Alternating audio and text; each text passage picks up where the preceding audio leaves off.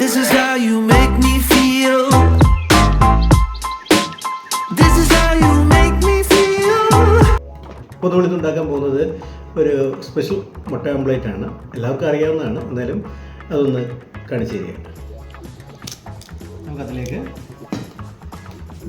പച്ചമുളക്, തേങ്ങ തിരികിയത്, അല്പം സവാള അരിഞ്ഞിട്ടുണ്ട്, അതുകൂടി ഇടാം. കോക്കനട്ട് ഓയിൽ ഒഴിച്ച് കൊടുക്കാം. ഷേക്ക് ചെയ്തെടുക്കാം. ഓക്കെ, അപ്പോൾ റെഡി ആയിരിക്കുകയാണ്. ഇനി നമുക്ക് തവയിലേക്ക് കൂടെ ചൂടായിരിക്കുകയാണ്, അതിലേക്ക് ഒഴിച്ച് കൊടുക്കാം. തേങ്ങയൊക്കെ ഇട്ട് അടിപൊളി നമുക്ക് ടേസ്റ്റ് കാണാം. സൂപ്പർ. അപ്പോൾ നിങ്ങളൊന്ന് വീട്ടിൽ കഴിച്ച് നോക്കാം.